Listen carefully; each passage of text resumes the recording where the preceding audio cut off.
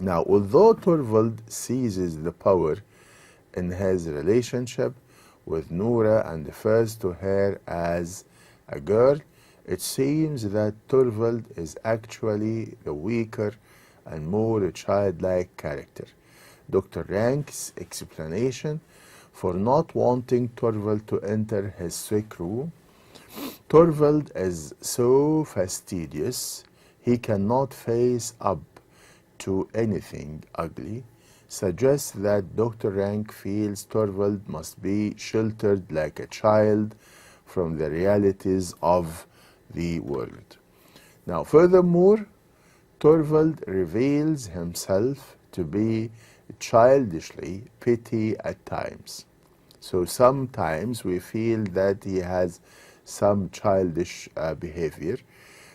His real objection to working with Krogstad stems not from deficiencies in Krogstad's moral character, but rather at Krogstad's overly friendly and familiar behavior.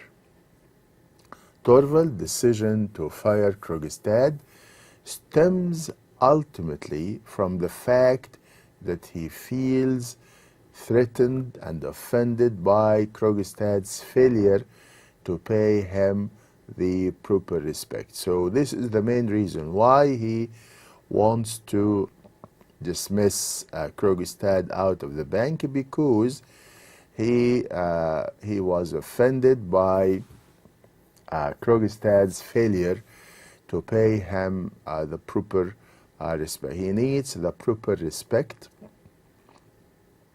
from Krogstad to keep him in the bank. Okay, now, Torvald is very conscious of other people's perceptions of him and of his standing in the community. His explanation for rejecting Noura's request that Krogstad be kept on at the office, that retaining Krogstad would make him a laughing stock before the entire staff, shows that he prioritizes his reputation over his wife's desires. Torvald further demonstrates his deep need for society's respect in his reaction to Noura's deception. Although he says that Noura has ruined his happiness and will not be allowed to raise the children, he insists that she remains in the house because his chief concern is saving the appearance of their household. Okay, so with this we come to the end of this lecture, and reminding you of the main points that we already covered during this lecture. We started with the attitude. This is lecture number 10, as we said, and we started with the attitude of Noura's and Helmer toward money, and we said that each one is looking at money from a different angle. And then we moved to another important point, which is Mrs. Lindy and Noura at the end of the play. As we said, that they started differently, and even they ended differently, the play.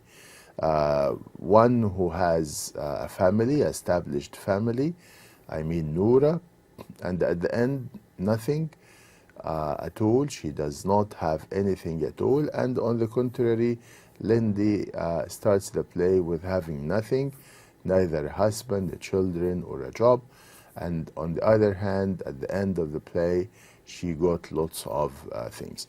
Now, after this, we move to have analysis of the two main characters that we have, Noura, and also Hilmer, her husband, and we said that at the very beginning we got the impression that Noura might be a naive, a shallow wife, someone who is not wise even in spending money, and this is the impression that we got at the very beginning from her husband.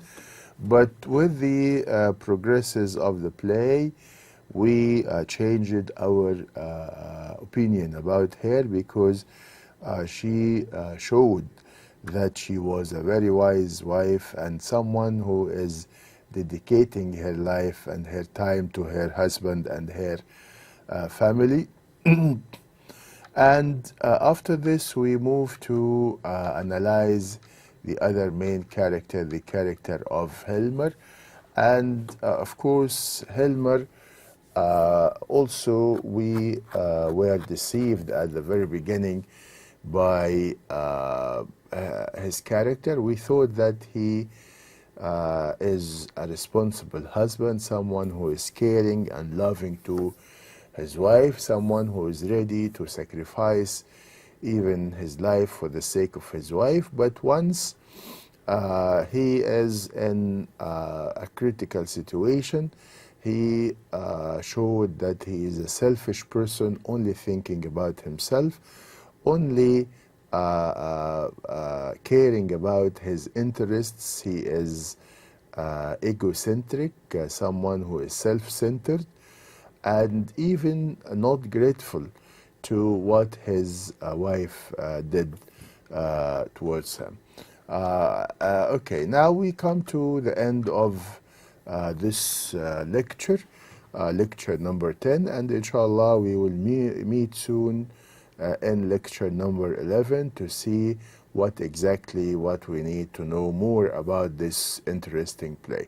Thank you very much for being with me in this lecture, and soon inshallah we will meet in the next lecture inshallah. Thank you. Assalamu alaikum wa rahmatullahi wa barakatuh.